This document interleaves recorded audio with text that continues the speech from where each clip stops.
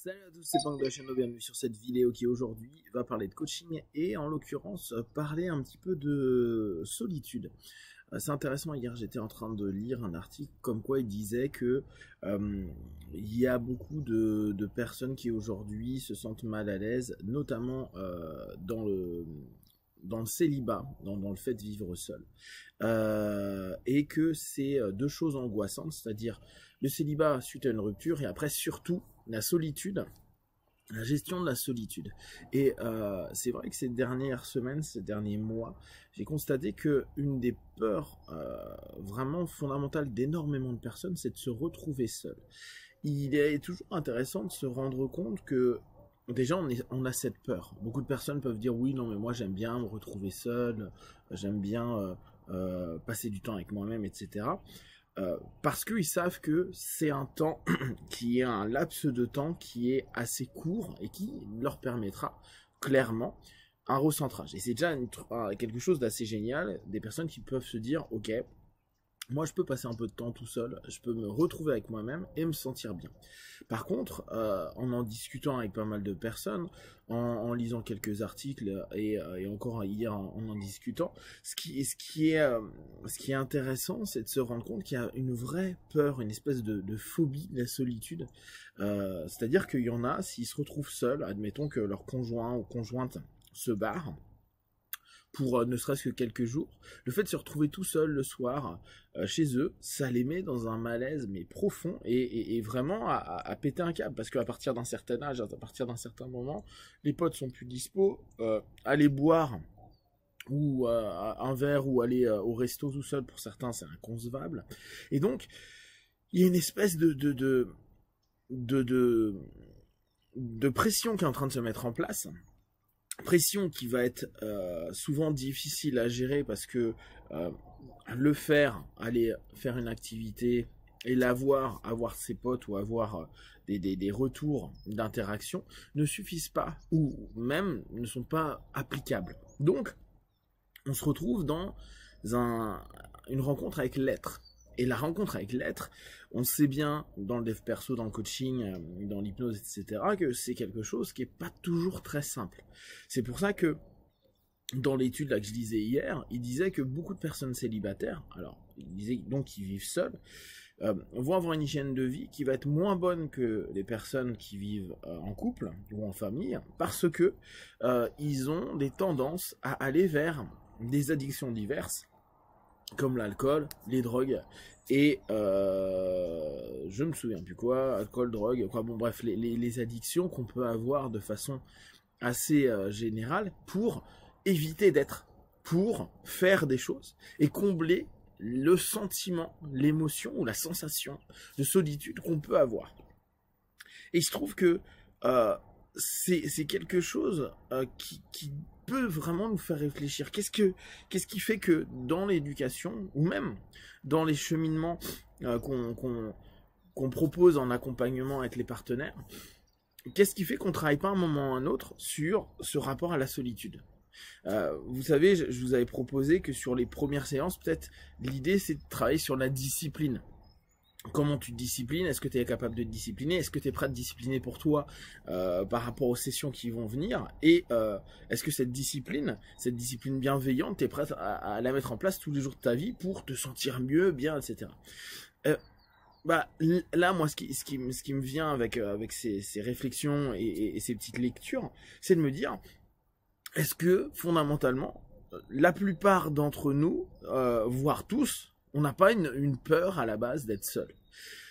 La peur d'être seul, ça fait que on crée plein d'interactions à la con. Ça fait que parfois on se met en lien avec des gens qui ne nous correspondent pas, mais simplement par peur de ne plus avoir de sensation d'existence si on se retrouve seul. Il y a beaucoup de personnes qui sont dans des dissensions avec un paquet de personnes qui les entourent, mais qui ne permettront jamais d'exprimer pleinement ce qu'ils sont, parce que peur de la solitude.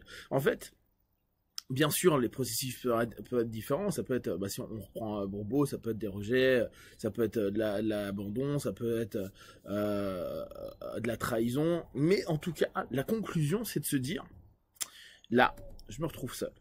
Et est-ce que travailler sur cette notion de solitude, c'est-à-dire d'accepter que on est certes un être social, certes un être grégaire, que ces interactions sont quelque chose d'utile, mais peut-être pas si utile que ça, dans le sens où si la valeur proposée par l'échange et ou par le partenariat qu'on va faire avec une personne pour vivre avec, ou pour travailler avec, ou pour faire du sport avec, ou pour juste aller boire un verre, si sa valeur, on la met au-dessus de nous tout seuls, où logiquement, on devrait quand même pouvoir être dans une écoute juste.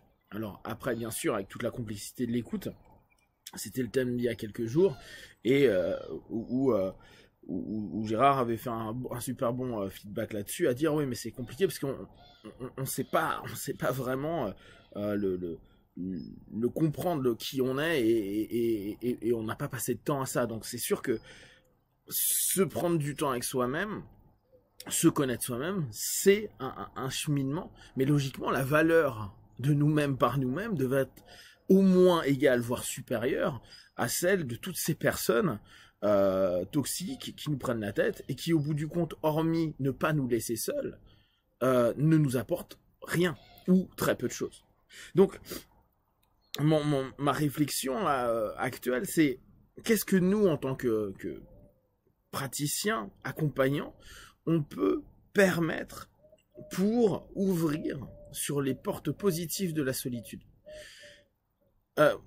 C'est intéressant parce que on voit que quand il y a des vraies remises en question de choses, les gens en général se barrent de leur système et se retrouvent un peu seuls, à marcher seuls. Alors ça n'empêche pas qu'il y a des interactions, je suis pas en train de dire on est en train de s'isoler au fin fond d'un temple quelque part, mais il y a une espèce de retour vers la solitude. Quand on lit beaucoup de cheminement et de quêtes spirituelles, il y a toujours un moment où on retourne vers soi. Retrouver au travers de la solitude, la première chose, c'est cette notion de valeur par soi-même, pour soi-même, en soi-même, et pas c'est les autres qui vont me donner de la valeur, stroke, ou en tout cas je mets en place toutes les stratégies possibles pour avoir un maximum de stroke, parce que moi, par moi-même, j'arrive pas à m'en donner, j'arrive pas à me donner d'interaction, de reconnaissance suffisante avec moi-même pour me dire ouais mais c'est bien d'être simplement sans avoir à mettre en place des nouvelles choses. Et derrière ça allait capter, ok, il y a une peur de la solitude, mais qu'est-ce qu'il y a derrière cette peur? Et je pense que aller avec nos partenaires et dans les premières sessions se dire ok, être seul pour quoi c'est quoi, et dépasser le ouais mais j'aime bien par moment être seul, vraiment se dire voilà, si tu te retrouvais seul, que ta famille n'est plus là, que les personnes avec qui tu partages ta vie ne sont plus là, qu'est-ce que tu vivrais? Est-ce que tu ferais comme beaucoup de personnes, je ne veux pas être seul, donc je vais tout faire pour retrouver quelqu'un? Et on le voit beaucoup dans les couples par exemple, des personnes qui se séparent, à la place de prendre un temps seul pour faire aussi le deuil de la relation, pour se reposer des questions sur ce qu'ils veulent réellement, etc. C'est la première chose, c'est il faut pas que je reste seul, parce que ça va être galère, là je passe, je suis plus aussi beau gosse, belle gosse, etc. Et là il y a un gros stress. Mais et très souvent on voit qu'il y a pas d'étape, c'est-à-dire qu'il n'y a pas de transition, il n'y a pas de transition vers la solitude.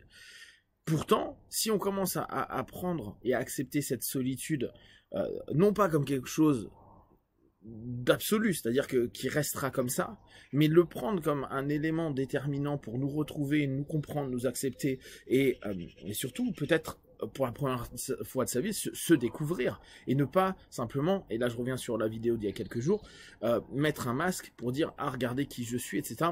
Mais enlever ces masques vis-à-vis de soi-même, ce qui n'est pas toujours très agréable, mais en même temps c'est chouette de se dire voilà, moi je suis plus comme ça, et c'est vrai que depuis des années je suis complètement l'inverse de qui je suis. Alors le fait et l'être s'opposent. Tiens, qu'est-ce que je peux mettre en place par moi-même? Quel feedback je peux voir par moi-même? En tout cas, il y a, je pense, quelque chose à aller travailler. Donc peut-être dans les semaines, dans les mois ou dans les jours à venir, je vous proposerai des vidéos sur la solitude. Dites-moi vous ce que vous en pensez, et comme d'habitude, de tout ce que je propose, ne prenez que ce qui est bon juste pour vous, testez, observez, analysez et concluez. Prenez soin de vous. Be one, ciao.